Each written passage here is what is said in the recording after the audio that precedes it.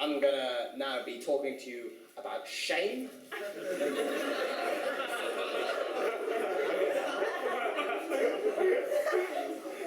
Both shameful and shameless are bad things.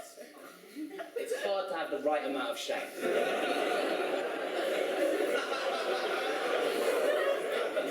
In fact, if you were to represent the situation mathematically, it will look something like a parabola. Which is what I've done here. So, this is shame. You've got shame on the x-axis, favorability on the y-axis. Always label your axes, that's basically. Got shameless at the origin here, goes around, reaches shameful on the right-hand side. I found the optimum point of shame, which I've labelled shamesome. I kind of like that because it implies that the default state is always to be walking around with some amount of shame. It's a very British notion. Notice this graph is exactly the same if you replace the x-axis with amount of sauce in a Nana Mexico burrito. Too little sauce, it's too dry, not that favourable. Too much sauce becomes soggy and congealed. It's hard to eat. You've got sauce spilling everywhere. It's not that favourable. I'll be honest, there are no real connections between shame and Nana Mexico burritos. But I decided to drop in that reference to ground this section because the next bit is about to get pretty abstract.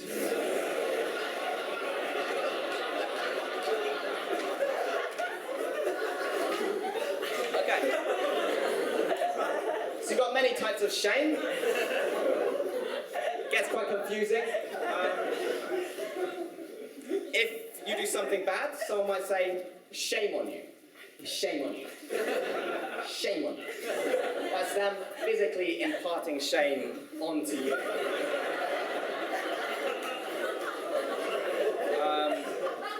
But in the same situation, someone might say, hide your shame. Well, you've just given me the shame, and now you want me to hide it. That seems pretty inconsistent, confusing. Then you've got, you have no shame. Well, no, I've just hidden it. Getting on mixed messages here. You've got hide your face in shame. So you want me to put my face inside shame? I've already hidden shame underneath. Then you've got 3 layers of shame, face, more shame. So very confusing. Finally, crying shame. That's when shame is physically coming out of your eye. And it would, because, well, you've got all this shame now. You've got all these layers of shame. You've got shame face, shame sandwich there. You've also got all these people putting shame on you. You've overloaded yourself with shame. You've got shame spitting out everywhere. It's just like when you've put too much sauce in a Nana Mexico.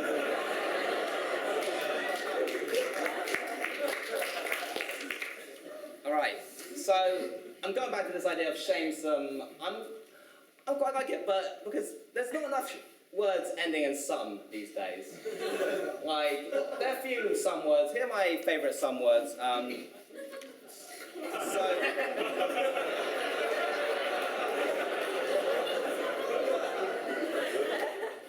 Note that I forgot to put quotation marks around the word some.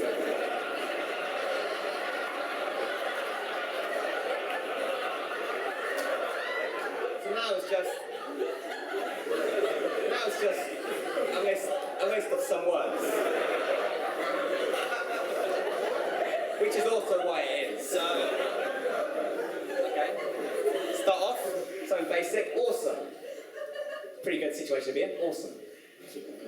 Don't get greedy though. Too much ore.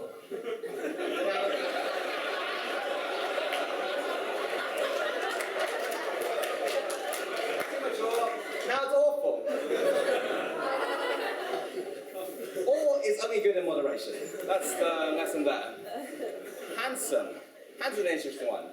you can say to someone, you're handsome. It's very positive. You can also say, you're a handful. Something not so good. Basically, with handsome, how it goes is, when addressing it to people, handsome compliment.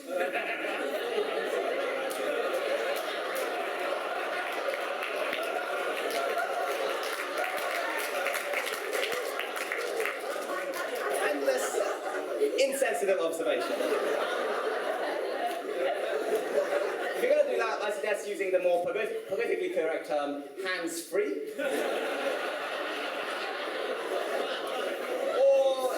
Or use the more grammatically correct term, hand-fewer.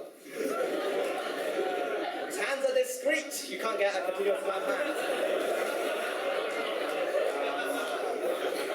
So, let's go back to the list.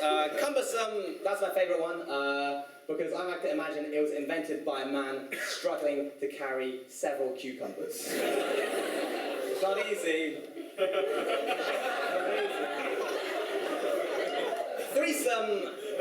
Threesome's an arrogant term, because 3 is not some when it comes to sexual participants.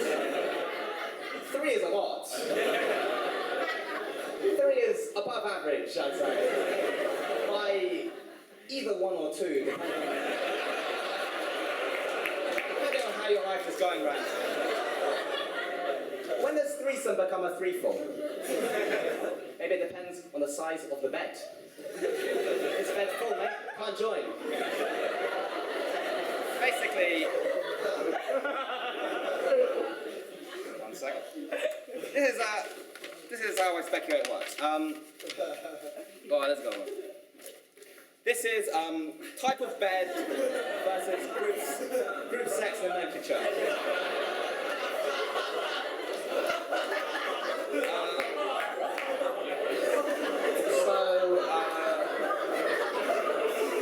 We've got king, tenfold. I kind of just estimated these. These are rough estimates. Honestly, in hindsight, I don't think you can get 10 in a king-size bed. Queen, 8-full, single, 4-full, cot, inappropriate. Don't go in a cot, please. Bunk beds is a tricky one. For one, you can't have a threesome across a bunk bed. One party is losing out in that situation. But even if you're going to have like 4 people having sex in a bunk bed, that's just 2 groups of people having sex. That's not an orgy, that is a race. And it's not even the same if it were like 2 beds side by side. That I could accept. But with a bunk bed, you've introduced a whole new third dimension. It's a new Z-axis. If it's not happening in the same orthogonal plane, it's not group sex.